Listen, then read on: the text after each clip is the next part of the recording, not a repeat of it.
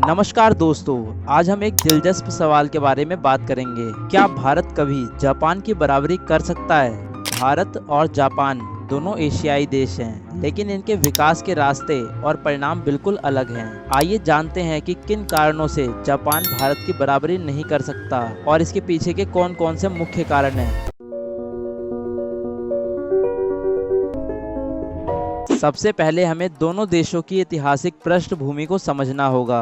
Japan ने दूसरे विश्व युद्ध के बाद खुद को आर्थिक महाशक्ति के रूप में स्थापित किया, जबकि भारत को 1947 में आजादी मिली और विभाजन जैसी कठिनाइयों से निपटना पड़ा। जहां जापान ने तेजी से औद्योगिकीकरण किया, वहीं भारत को विभाजन, गरीबी और अन्य सामाजिक समस्याओं से जूझना पड़ा। इस ऐतिहासिक पृष्ठभूमि का असर आज भी दोनों देशों की स्थिति पर दिखता है। जापान की सबसे बड़ी ताकत है उसकी शिक्षा प्रणाली और तकनीकी विकास में अग्रणी स्थिति। जापान में शिक्षा का स्तर बहुत ऊंचा है और तकनीकी रूप से वो दुनिया में सबसे आगे है। उनकी कंपनियां जैसे टोयोटा, सोनी और मित्सुबिशी जैसे दुनिया भर में मशहूर हैं। वहीं भारत की शिक्षा की बात की जाए तो भारत की शिक्षा जापान के मुकाबले बहुत ही कम है। भारत के ग्रामीण इलाकों में अभी भी बेहतर शिक्षा की कमी है। हालांकि भारत में तकनीकी क्षेत्र तेजी से बढ़ रहा है, लेकिन यह अभी जापान की जितना नहीं है। जापान में इंफ्रास्ट्रक्चर पूरी दुनिया में उदाहरण है। उसकी हाई स्पीड ट्रेनें, साफ सुथरी सड़कें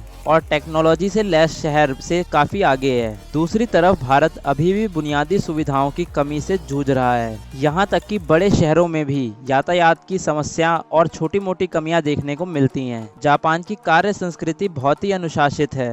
वहाँ के लोग समय के पाबंद होते हैं और अपने काम के प्रति पूरी ईमानदारी दिखाते हैं, जबकि भारत में समय और अनुशासन को लेकर उतनी गंभीरता नहीं है। हाँ, भारत में भी बहुत मेहनती लोग हैं, लेकिन जापान जैसी अनुशासन की संस्कृति का निर्माण अभी बाकी है। भारत की जनसंख्या जापान से कई गुना ज्यादा है, इससे भी विकास की गति धीमी हो जाती है। अधिक जनसंख्या का मतलब है अधिक संसाधनों की मांग, जबकि जापान की जनसंख्या स्थिर है और वह अपने संसाधनों का सही तरह से प्रयोग कर सकता है। भारत में जनसंख्या नियंत्रण और विकास के बीच सामंजस्य बनाने की जरूरत है। जापान में राजनीतिक स्थिरता और नीतियों का निरंतर पालन होता है, जो उसे आर्थिक रूप से मजबूत बनाता है। दूसरी तरफ भारत में राजनीतिक अस्थिरता और कई बार तो नीतियों में बदलाव आर्थिक प्रगति को धीमा कर देता है। सरकार की योजना का सही तरीके से कार्य क्रिया न होना एक बड़ी समस्या है। तो दोस्तों, भारत के पास अपार संभावनाएं हैं, लेकिन जापान की बराबरी करने के लिए उसे शिक्षा,